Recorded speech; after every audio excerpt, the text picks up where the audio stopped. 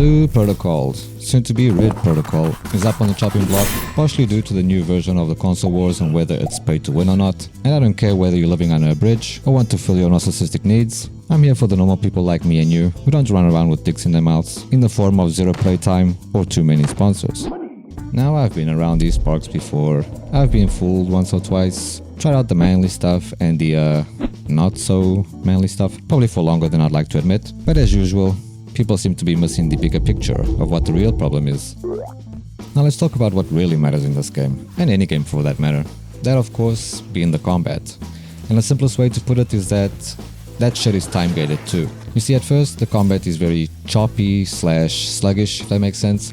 The main problem for me actually being the lack of impact on your attacks. Everything feels like it's just going straight through the enemy. There is just no real feedback to any of the attacks or abilities, visually or audibly.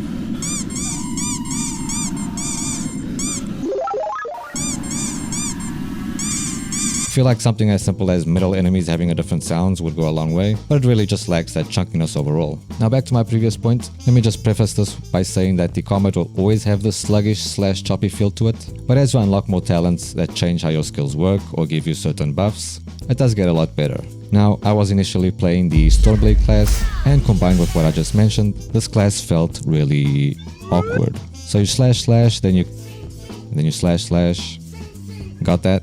Good. Your main ability being the Ido slash looks more like it should be a parry, and then the Virgil slash is what actually parries, and then there's a shitty dash. Anyway, it just felt really awkward, and at the time I really didn't feel like I wanted to keep playing. But I caved and decided to give Win Knight a go. Boys. Whee!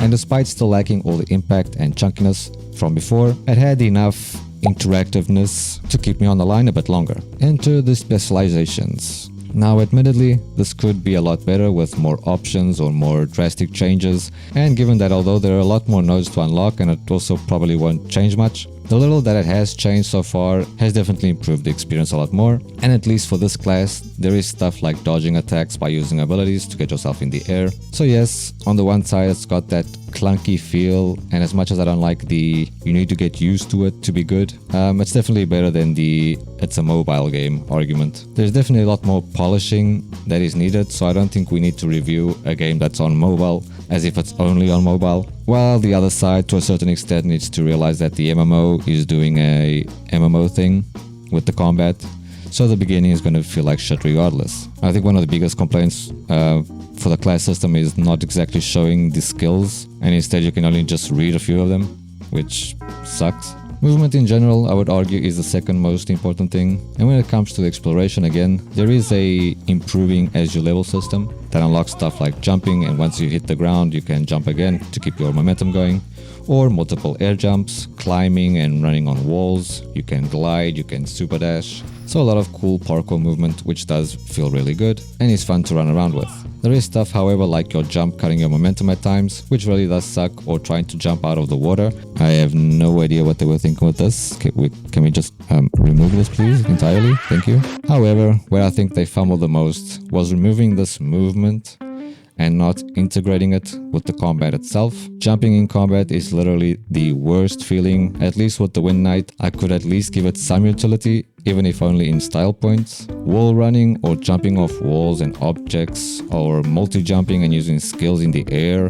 I feel like this type of stuff will add a whole other level to this game, which it kinda needs. And then we also have our imagines. And to be honest, this shit sucks. The coolest system to finally fulfill my dream, completely obliterated by a pair of keys and gambling. Just take a second.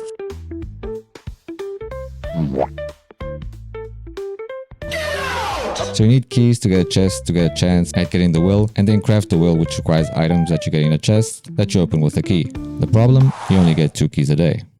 And what sucks is the only thing that they need to add is a chance. Give everything a higher chance to drop with the key and a 1% chance or whatever to drop without the key, or even a refreshing version of the hunt system, but for these items. You have multiple lines, which are like mini servers which you can switch to, which will have a new boss that you can just farm and repeat the process throughout all the lines. So at least for those who can or want to grind, they can. And this idea of making the imagines like rare, I feel like they could do that, but they would need to add a whole other bunch below that that are relatively easy to get, so we can at least have fun with our pals. Because for me, the impact of at least the ones that I tried is either really hard to notice or again might lack that impact or presence.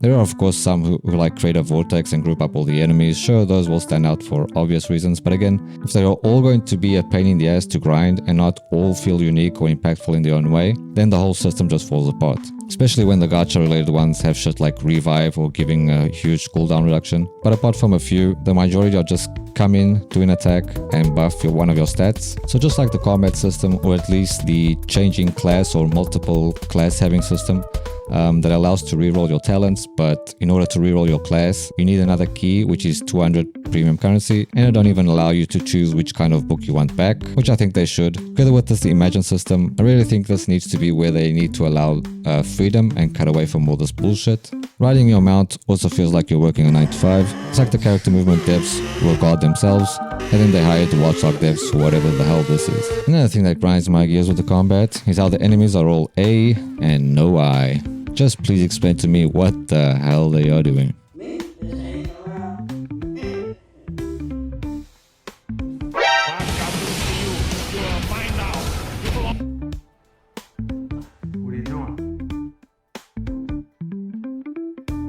I don't know what it is about games these days, treating all the players like we drink Kool-Aid through our noses or some shit, but I will say that the best boss fight is probably the Tina one, since there is at least a few brain cells needed to open the doors of Narnia without getting hit by an attack that takes at least 2 Twitch ads worth to get to you. So all this basically to say the game is corporate speak in gameplay form. Every system is just ticking some sort of box, not necessarily trying to build a world, from the menus which are pretty terrible to things like weird start to each dungeon.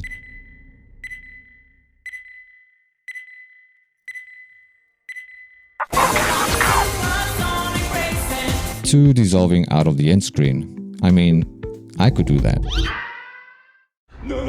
There's just so many places both in and out of the game where it's just super bare-boned and generic, no personality whatsoever apart from the anime trope. Doesn't really feel like any passion went into the game, just like a bunch of good mashed up in no coherent form that would make the systems work well with each other.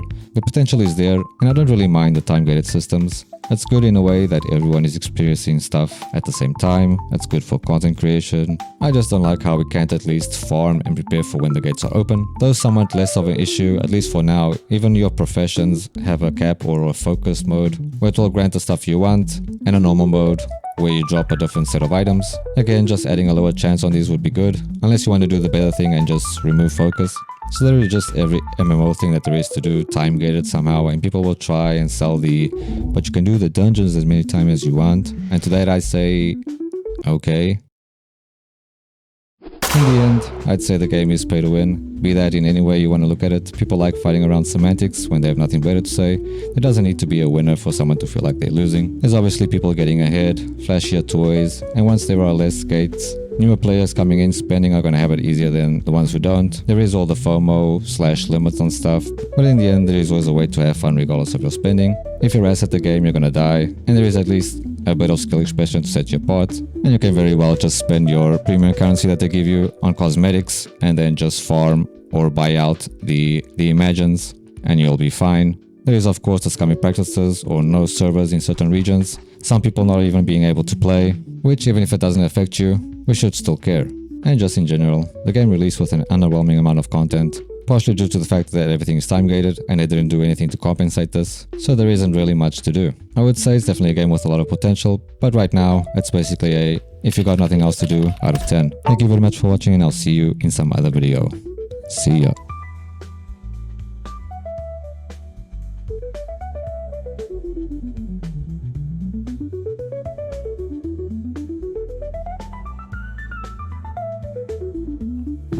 Keep that fuck ass little 20, boy. I don't give a damn. I'm about to go and sell something and buy something and sell something and buy something.